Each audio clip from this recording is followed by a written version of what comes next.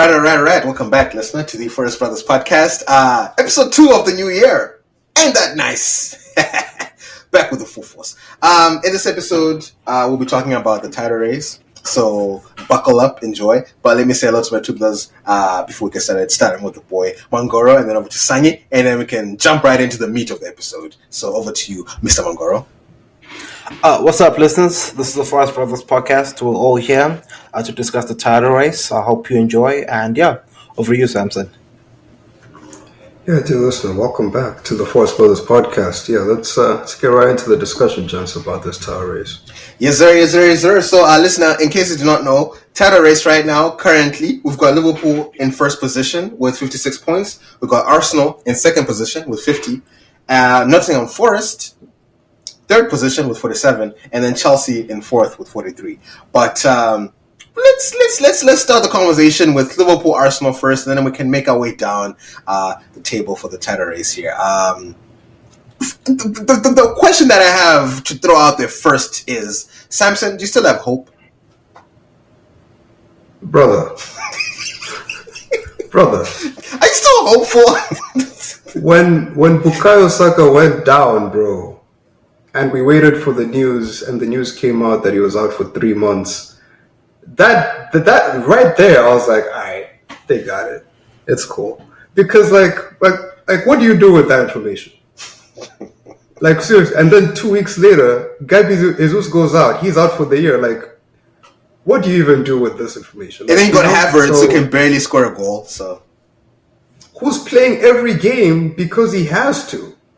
Like, and not to mention, we've just gone through an entire transfer window where our board refused to sign a single soul for no reason. Like, it's not like we don't have money. Like, they're just like, nah, we're good. So it's like, I was done when Saka went out. I was like, okay, Liverpool probably have this one.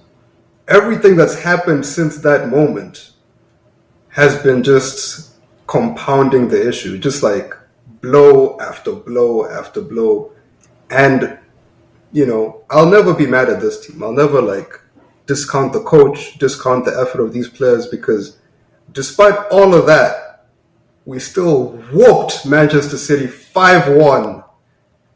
Just the most efficient, disgusting whooping they're going to get this year. It was Man City mistakes that you guys capitalized on. You did not whoop them like you outplayed them. We whooped them. It was mistakes. Who else has given them 5? Spurs. You gave them 4. Oh, come on. Potato. That's what I'm saying. Like, Man City fans, I've been seeing online, they're so upset about this. Every time Arsenal loses, they've been like, we played Newcastle, we lost. They were tweeting at us like they played us. That's how mad they are at us. Like, it was such a horrendous whooping. And that's the thing, like, we didn't even play that well. That's my point.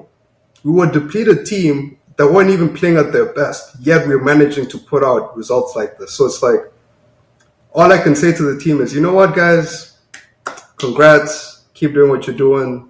Keep fighting. But it is what it is, man. Like, I'm not going to expect this team to make up the 6 points or the 9 points, depending on how Liverpool plays, and win the league. That's just unrealistic. Like, same as, I'm sure if a Liverpool fan, if Salah went down, they wouldn't expect the same either. So it's like, it is what it is, man. We'll see them next year. I don't know. I'm curious. Aren't you giving up too early, Samson? Because as you just said, right now it's only 6 points. Liverpool lose their next game, and you saw them today. Liverpool are actually not that good, and is the luckiest manager I've ever seen in my fucking life. Like, this is going to be a PG Moel title. It's the fact that the refs are on their side. The teams around him are also not doing great. And luck. Just pure luck and scheduling. Like, the schedule Liverpool has had this season, like, I've never seen something so easily manufactured for a team to do so well. Like, I can't remember a period where Liverpool was supposed to play 3 hard teams. Like, it's like 1 hard team here, 4 easy ones. 1 hard team here, 5 easy ones. Like, that's kind of how it feels.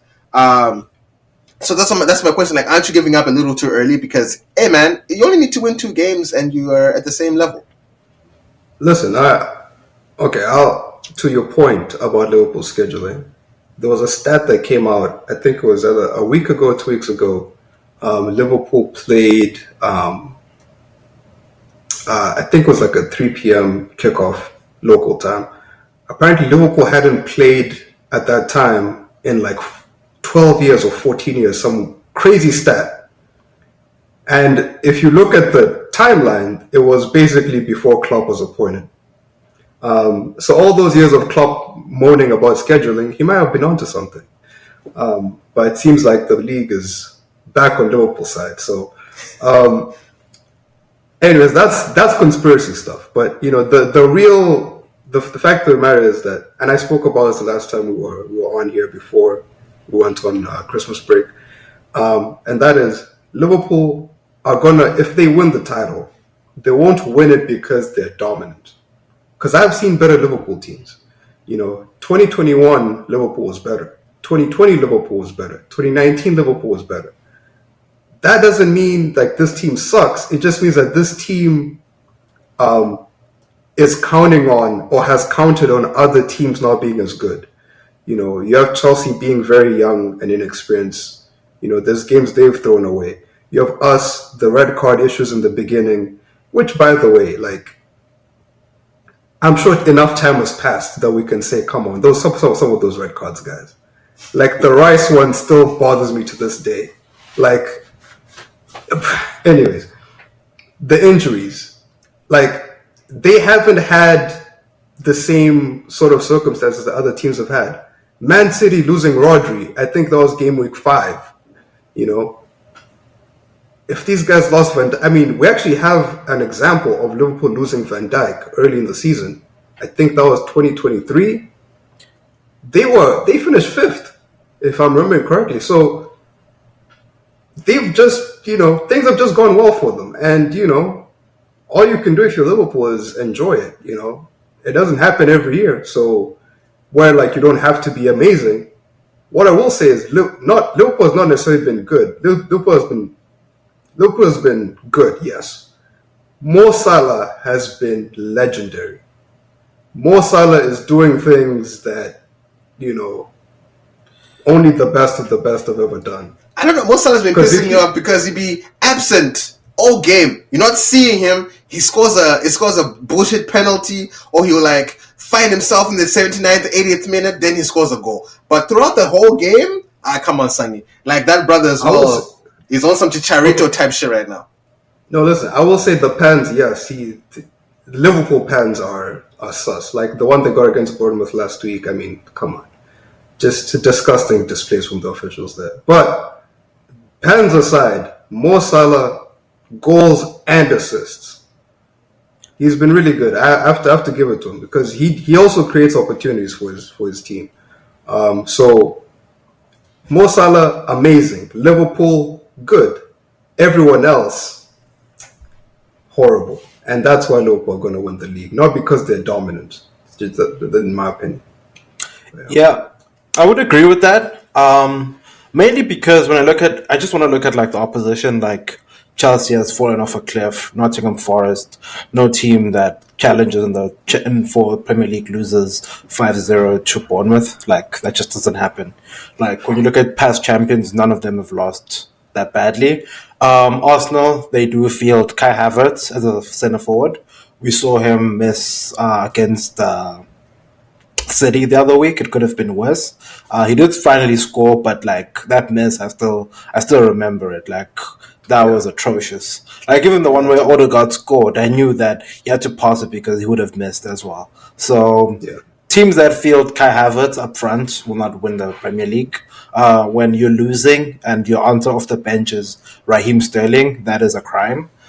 So all in all, I don't think Arsenal have it. I do agree with Samson on the Saka piece. Like that's where the title race ended. But in essence, like I do agree that Liverpool has also they've performed well. I do want to give them credit there. They've performed well, but when they get the league title and whenever they sew it up, I think they should thank their top supporter, all the referees in the Premier League. I think they've played a critical part in handling this league title because some of the decisions they're always involved in these scandals with these referees, and it's always these funny penalties they keep on getting, or some very interesting decisions against them, like with the lines and offside lines and all those things when it's concerning Liverpool. And they should also thank the old supporter David Coote, because if the David Coote nonsense didn't come out, I don't think any of this would be happening. But it's happening now, so I do give them credit for that. I do agree with Samson on the point of Salah. Salah's been outrageous, like some of the things that he's done. He's pretty much carried this team alone, because we've seen Darwin Nunes. Darwin Nunes just doesn't score. Like, finally scored against Brentford, those 2 goals, but like after that and before that, this entire season, that guy, I think, when did he arrive? I think he arrived when Haaland arrived, and we're still waiting for him to become a centre forward. Because I don't know what he is currently. Like, we're still waiting. But all in all, Liverpool have done well in certain aspects, but they've been aided by their other supporters, called the referees. And I'm not afraid to say that the referees have aided them. And these referees, as I always mention, we should get rid of them and start afresh, because they're just not good. Mr. Michael Oliver, I had faith in you, but you're starting to display Anthony Taylor vibes now. Yeah, and it's also been so blatant. That's the thing that's been like crazy to me, just how blatant they're trying to give it. Like, I know this wasn't in the Premier League, but that game that we played with Spurs, Liverpool Spurs, Van Dijk is clearly trying to knock Richarlison out. And like, the funny thing is, I was like reading the Twitter comments. Everybody says they hate Richarlison, but they're like, even after that, that was crazy. Like, everyone's like, yo, we don't like. They're like, I just want to make this clear. We do not like Richarlison, but that was crazy. That was a red card offense. Like, that's an elbow to the chin. Like, that nigga's getting taken out type shit. Not even a VAR check. Not even a foul. Nothing. And that's the crazy thing about how blatant it gets. And this is why, like, I'm glad that something like this has happened in the public eye, because Arsenal fans will talk about stuff like this and we'll be like, you guys are crazy. But like, because the first thing people will say is like, it went to VAR. Why didn't VAR do anything? You see these people. They're working together, bro. They're working together. Like, It doesn't matter if it goes to VAR, if the VAR official likes the ref. Like, we literally had the same thing going on in the Wolves game. It went to VAR. But Darren England, the VAR official, and Michael Oliver are buddies. He doesn't want to overrule his buddy over there. So he's not going to give it. And that's the issue we have with this referee. Guys taking care of each other, guys washing each other's hands. It's just not going to stop until like there's a proper overhaul of the system. Because, I mean, come on, bro. I saw that Van Dijk thing and I couldn't believe it, bro. I could not actually. He wound up and my guy, he's foot in. I was like, yo, he actually took a foot into Richarlison. I was like, for momentum on that swing. I was like, yo, even in the MMA, they're not that deadly. Like, he's the biggest guy on the field. How is that not even like looked at? It was crazy. But anyways. Yeah, and apparently he's been doing this all season. That elbow in the face thing. Like, that was not the first time. He's actually done it before too in other games, and they've just not done anything. Like, I don't know what it is about Van Dijk, or is it the Van Dijk PR, or like, oh, this guy doesn't do no wrong, but this guy has been playing dirty because I don't think he got it anymore. Like, he just don't got it as he used to. Like, ever since that injury, I think he's had to resort to some dark arts just because, like, he don't got it no more. Now it's winding people up. I think there was even a point where Richarlison's on the ground, and then Van Dijk tries to help him up, and then Richarlison reaches out, and then Van Dijk just walks away. I'm like, bro, when did you become petty? When did you become this person? Is it? So yeah, and then I think what you're saying is right. It's PR because people cheered that on social media when they saw it. Yeah, which is wild. Like, that's just, yeah. But I mean, but we also did see that like Liverpool are just not that good, because against their game today, they did play FA Cup today and they lost to Plymouth Argyle, and they lost 1-0. But they made changes to the squad, right? No Salah, no Gravenberch. Like, they didn't play their key players, and look at them. They couldn't even beat. And by the way, Plymouth Argyle are the last bottom team in the championship. Number 24 in the, like, they're having an atrocious. They're the worst team in the UK overall this year. They They haven't won a game in 19, I think. Damn it! And they beat Liverpool, Yeah. right? So it also made me feel a little better because I know Spurs right now was struggling with injuries and all that stuff, and like it's been difficult for us. So imagine if Liverpool lost 10 of their key players. That would be just as bad or worse, right? Like any team today that loses 10 of their key players does not do well. So for me, it's also just like, you know what, like it gives me a bit of, that's the only thing that's made me not shave my beard off at this point in time, because I'm like, you know what though, we're not. So, but anyway, Mangoro, do you also believe that Chelsea could maybe pick up momentum and get back in the title race, or for you, top four is what you're aiming for? No. Just before I get to Chelsea, let me just touch on Liverpool real quick. You're talking about if they were to lose 10 of their first team players. What's interesting about you mentioning that, if Liverpool lost 10 of their first team players, would be seeing that starting 11 from today for the next however many weeks they have their players out, because that's literally like the next best thing they have. They don't have like a squad. They have like 14 players that they play week after week, and somehow they're just durable. They just keep on playing, and that's how they're surviving. When I come to Chelsea, I don't think there's going to be any momentum. I think it's just going to be a slog for the rest of the season.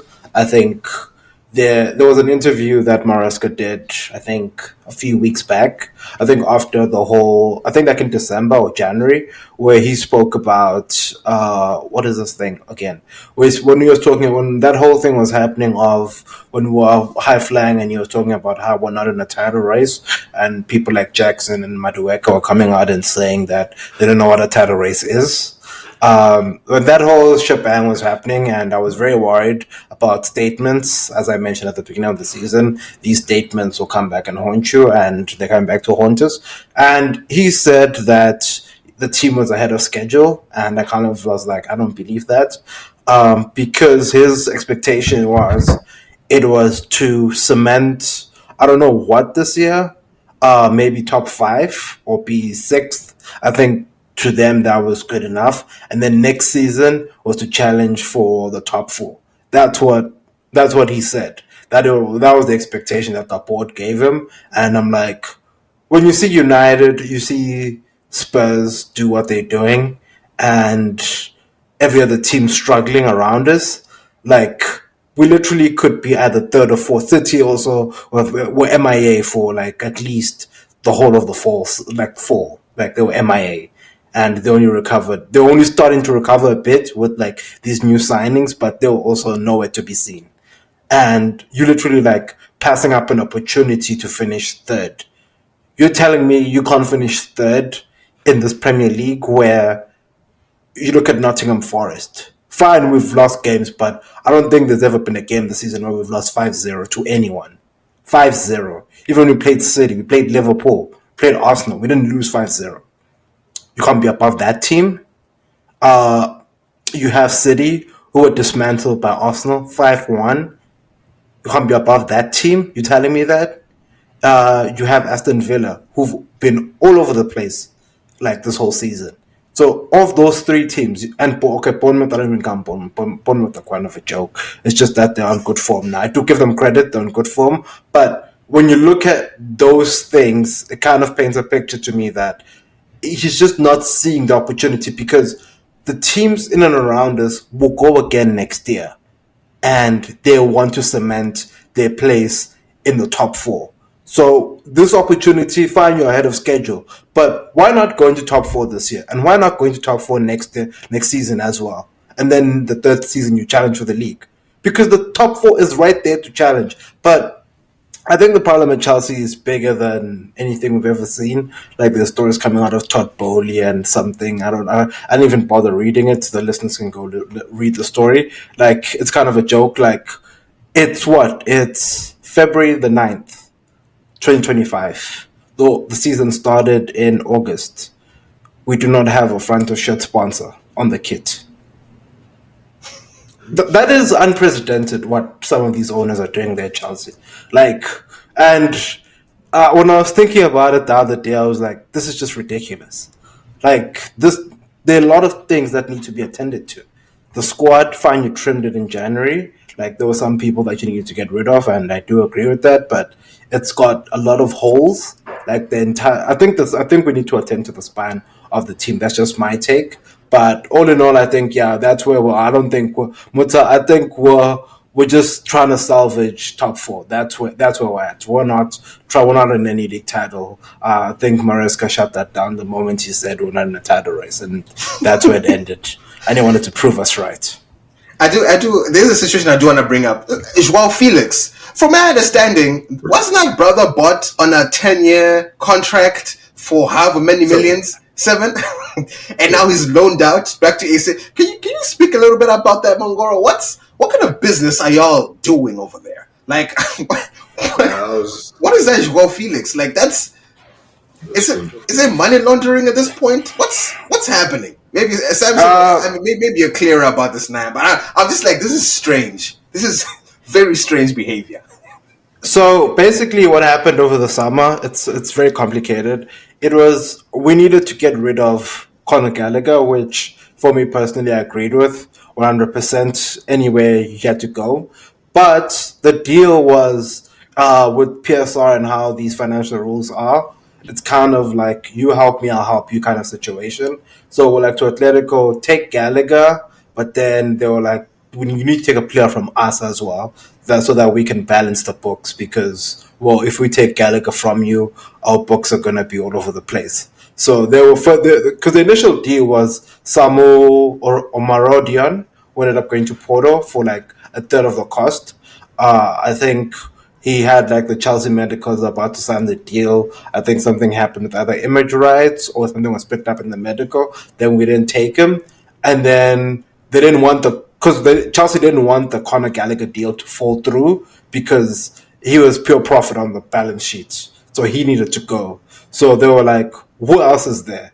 And then, interestingly enough, George Mendes, who is a friend of Todd Bowley, who was helping Todd Bowley sign players the first summer, has a client who so happens to be at Atletico Madrid, Joao Felix. So they were like, okay, let's throw in Joao Felix. And then they struck a deal with Joao Felix. At the time, a lot of people didn't understand it because they were like, he already has 2 10s, why are you adding a third one?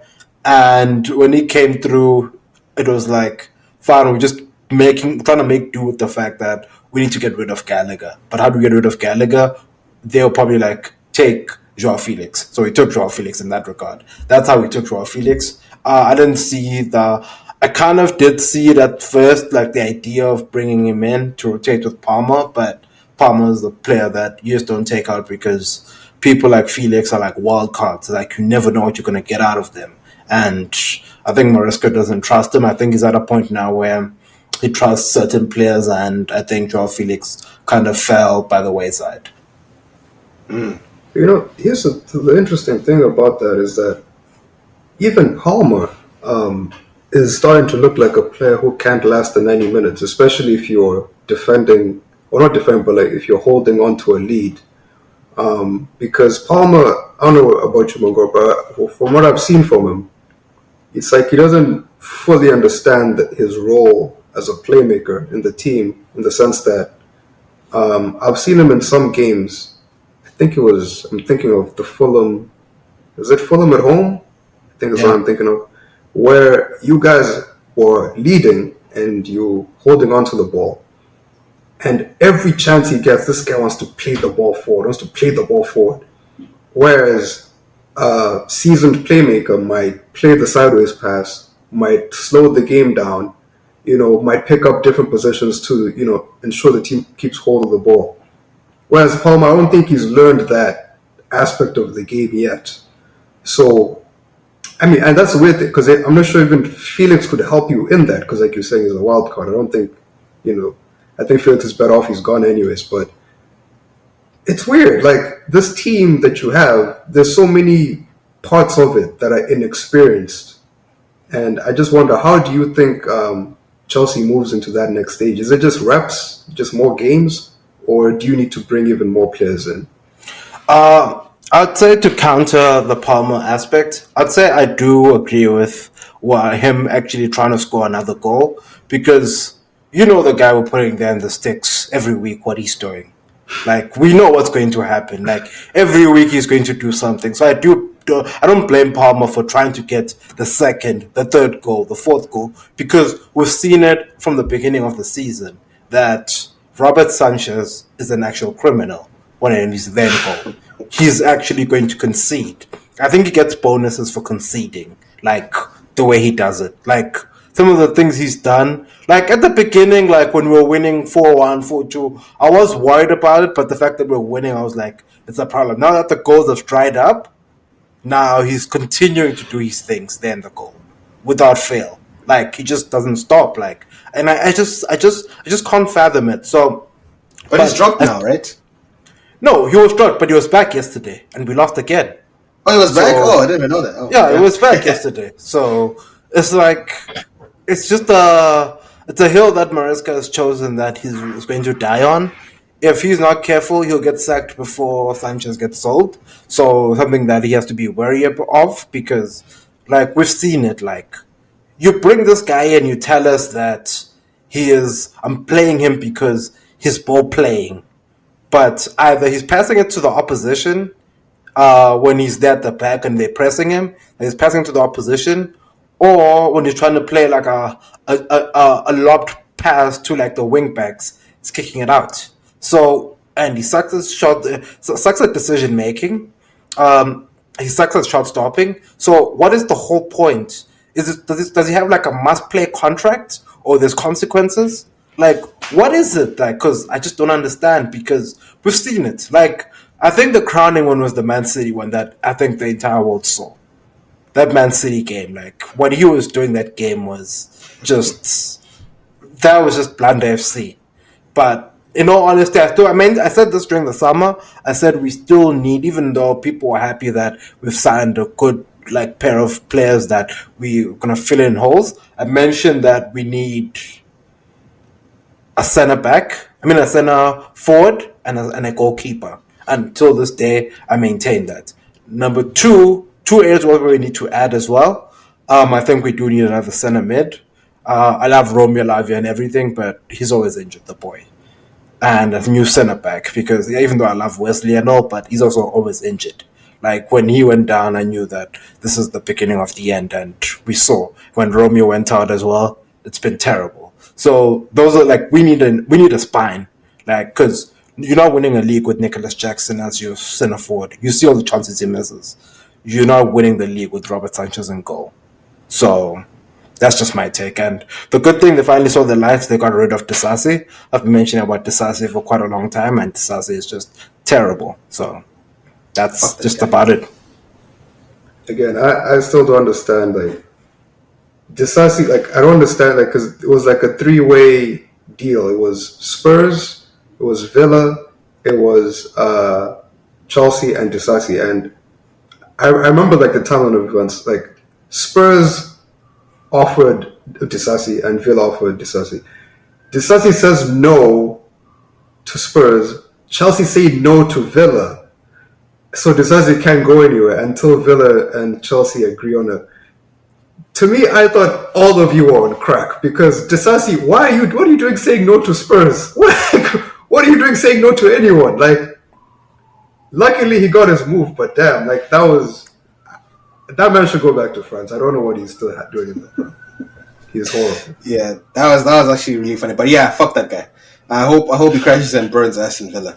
Anyway, I was just trying to, and so just lastly, as a last segment here, because we can't talk about title race without still mentioning Nottingham Forest. You know, they are third. They are 3 points behind Arsenal, and they seem to be in decent form. So 5 points ahead of Chelsea. Do we predict that they stay in the top four this season? Like, do they play Champions League next season? Can they even finish second? Could they even have a Hail Mary and go for the title? Is that, I mean, okay, maybe that'll be a little crazy, because right now they're currently 9 points behind Liverpool, and if Liverpool win their game in hand, it becomes 12. So at that point, it's a little tough. And if we even look at Nottingham's next few games, they play Fulham, Newcastle, Arsenal, Man City. That's the next four. So that's going to be a really tough next 4 weeks for Nottingham Forest. If they can get 4 wins out of those, especially that Arsenal game, if they manage to beat Arsenal in that game, yeah, that's I think they have a very strong claim for top four. But anyway, just wanted to just end the episode with just your thoughts on Nottingham Forest and if you see this lasting for them or you this is just a fluke and then it'll dwindle down probably and get overtaken by the likes of Chelsea and such. I mean, I think they can definitely make Champions League, but the problem with Nottingham Forest, and you see this with a lot of clubs that have never or haven't been there in a while, especially clubs that play with the defensive coach, is that Nottingham Forest don't realize how good they are. They don't realize that Chris Wood is one of the best strikers in the league currently. And, just put him in the box and feed him and he's going to score goals. They don't realize how good that is. They don't realize how good Elanga is one-on-one. They don't realize how lethal their counters are. And you saw this against Liverpool. They were playing as if they had no threat in behind against Liverpool.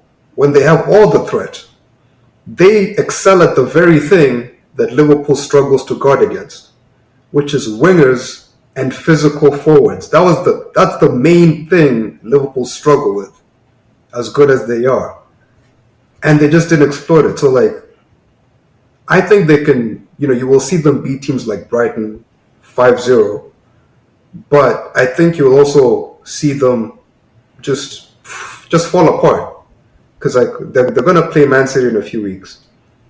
They played Man City, I think, in November or December. They lost 3-0. That was a terrible Man City team, by the way. That team was worse than it is now. And they lost 3-0. So, Nottingham Forest, as good as they've been, the coach and his mentality and, his insistence on playing defensive football, sometimes they just get in their own way. So we'll see how Aston Villa does. We'll see how Chelsea does, how Man City does. But I see them falling down to fifth. And whether or not they, believe in themselves will be the difference between them staying in fifth or dropping down to sixth and seventh. I'd say they're kind of hard. It's a hard team to kind of call right now. Fine, they have the points in hand, which is good. It's better to have points in hand rather than games in hand. I think, as we mentioned, the next four are kind of will decide the first phase of their fate for the rest of the season, because it depends on how they come. If they win all of those games, then we'll be like, okay, fine, they're definitely going to be in the top four. I don't see them winning the league. I don't see them finishing second. I think those two positions are already locked in. So the battle's from third downwards. In terms of the next four, that's where I see them. Then the other thing is, which is, I think it's kind of nuanced, I think something touched on it briefly there, is they haven't been in the situation before.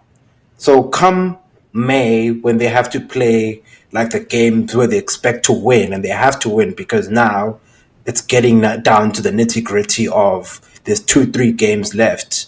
Have they been in the situation before? So they're going to experience it for the first time. Fine, people can say that Chelsea is also in that position because of all the young players, Maresca and them, it's all new to them. That's also another team that we're going to have to see. So for them, I think that's where we're going to see where they truly are towards the end of the season, when they have to play expansive football, not defend, because they have to create chances and win games. Because we've seen that in the games where they've had to do that. As Samson mentioned, Man City is an example of that. The Bournemouth one, where they had to come out and be expressive in the last 5-0. So when the scales are turned and some of these games that look like easy games on paper, we're going to see if they'll be able to handle those, because we've seen them scrape through the games where they expected to win, whereas the ones that are kind of hard for them are going to be very interesting. But there's actually one interesting thing. On the last day of the season, they play Chelsea at home. That could be a potential top four clash. And we'll see how that pans out. So it's going to be interesting. And also, there's talk that fifth place in the Premier League could be a Champions League spot next year. That'll be also something to observe. So we don't know. Maybe they won't be in top four, finish fifth, and still make Champions League. Maybe Chelsea will be the same. So it's a very interesting team, Nottingham Forest, to look out for. You know, I'm still praying for a Hail Mary. I'm still praying for Liverpool losing Salah to a hammy injury, and then that just like downsets their whole league, and then they just don't win like 4 games in a row or something like that, and then Nottingham Forest somehow wins 4 in a row, and then But I guess that just leaves more space for Arsenal to actually take it. So I don't know. It's a bit of a dicey one. It's because the thing is, the top 2 right now is the 2 teams that I actually hate the most in the Premier League, like Liverpool and Arsenal. I sometimes wonder which one I hate more. It's probably Arsenal that I hate, a little bit more. But Liverpool just pisses me the fuck off, man. Like, I hate them so much. And so I don't know. Like, if Nottingham Forest can just do me this one thing, I'll actually switch and become a Forest fan. We are the Forest Brothers podcast, after all. So I think it's only fitting that one of us actually supports Nottingham Forest. So if Forest wins, I'm switching allegiance, boys. I'm sorry. I think I know that's taboo to say, but I will switch. I will become a closet Forest fan. Bro, it like for you, it's not taboo to say. You could switch to anything tomorrow, and I'd be like, yeah, that makes sense. Like anything bar United, you could switch tomorrow, and I'd be like, yeah, that's a wise move. Fairs, yeah. So maybe there'll be a bit more understanding. So I could see that, but hey, I'm just I think it's a pipe dream at this point, because there were like 14 games left, so still a decent amount. Like, we're still pretty much at half season kind of. So yeah, 14 games, a lot can happen. But I think that's a good way to end the top 4. We didn't really talk about Man City much. I don't think there's much to say.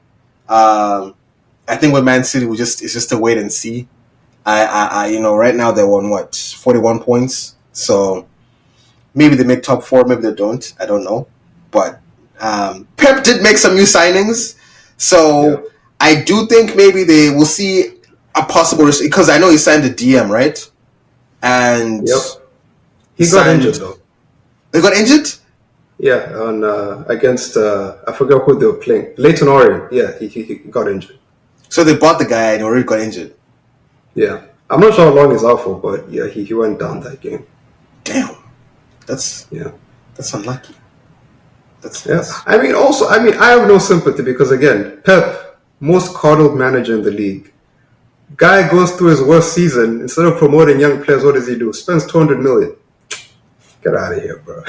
Hey, come on, man. The man went through a divorce. He went through what's that eye thing that he was going through where it was swollen or whatever that was? I don't know what. Bro, Conte was fighting for his life as Spurs manager. Yeah. And he did not catch any sympathy, so I'm not hearing it, bro. In fact, Conte was fighting for his life and Spurs was struggling, and still didn't give him money to spend. Still got 0. This man got 200 million. No. Get out of here. I'm not hearing it. What's going to talk about? I think Newcastle also deserves, because Newcastle and Man City have the same points, and Newcastle have been Isak. Actually, I think is the best player in the Premier League right now. A lot of people are saying Salah, but it's definitely Isak. Like, Saliba and Gabriel were looking like championship level defenders when that brother was on the pitch. Like, Isak is a baller. Like, that's a man who knows how to. I think he can even score a goal with his eyes closed. Like, that's how much he knows where that goal. Like, he just knows. Isak instinct right now is crazy. So, my brother is good, but I will say, it's a different game you're playing when you're down 2. I just think if that was a regular game, we would have heard him that first half. That brother, he would have gotten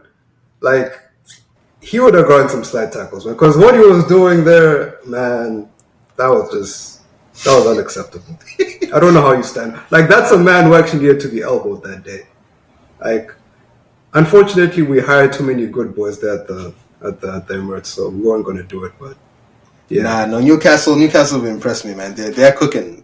So, hey, top 4 is gonna be crazy between Chelsea, City, Newcastle. Obviously, we can't call out Bournemouth because they're also like having a really good season right now. So I think that's actually gonna be like where the intense. So if they add a fifth spot for Champions League, hey,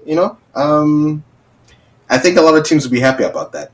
A lot of people, and I'm sure Sanyo will be like, oh, they just did this because Man City was not going to get top 4, so they made it the top 5. There's always going to be those conspiracies out there. No.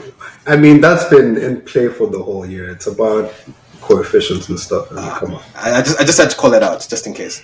Because I know some brothers like to cry out here. My guy, there are conspiracies, but that's not one of them. Yeah. Anyway, any last thoughts on the top 4 and then just the title race? Anything from you, Mangoro, before we close out?